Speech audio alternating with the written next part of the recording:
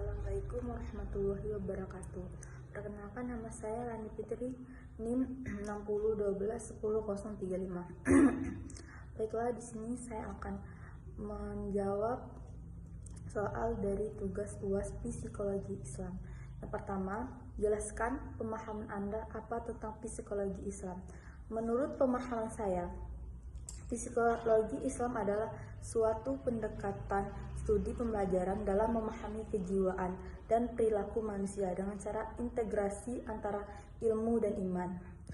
Lanjut pada soal kedua, menurut pendapat Anda, bagaimana menerapkan psikologi Islam dalam bimbingan penyuluhan Islam?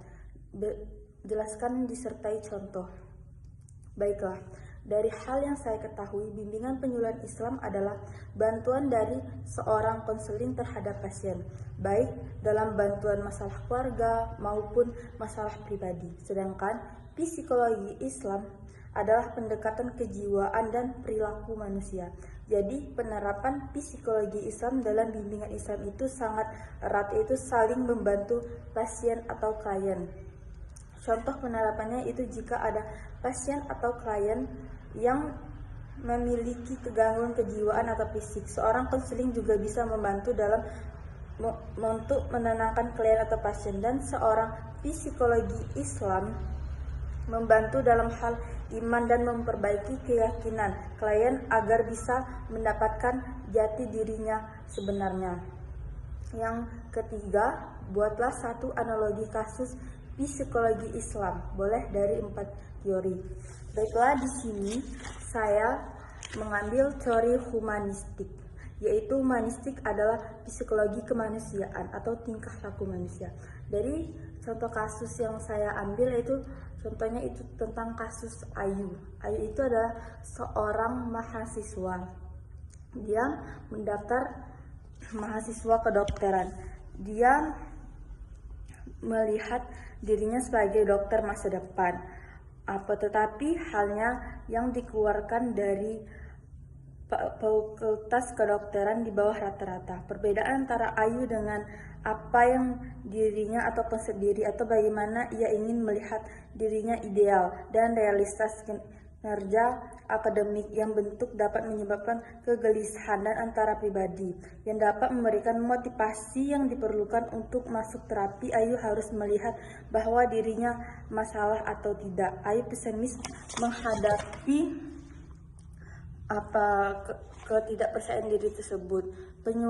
Penyesuaian psikologis untuk mengeksploitasi perubahan dirinya. Dari contoh kasus Ayu tersebut dapat disimpulkan bahwa merasa tidak percaya diri dan tidak dikemampukan untuk membuat keputusan secara efektif mengarahkan hidup mereka sendiri. Dengan terapi personality dapat disimpulkan terapi ini adalah penggunaan pribadi yang kapasitas untuk sadar dirinya dan memotivasi atau mempengaruhi seseorang akan tujuan hidup.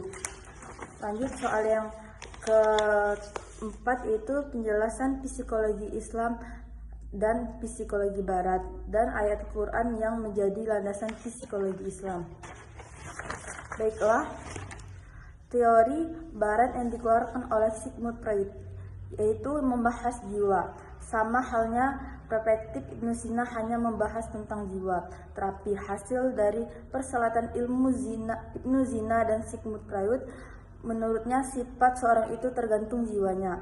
Teori Islam yang dikemukakan oleh Ibnu Sina membagi jiwa ke dalam 3 bagian. Yang pertama, jiwa hayati yang memiliki 3 potensi daya, itu daya makan, daya tubuh, dan daya berkembang. Yang kedua, jiwa hewani yang memiliki 2 potensi daya, yaitu daya gerak dan daya tarik. Yang ketiga, jiwa insani yang memiliki 2 potensi daya, yaitu daya praktis dan daya teori.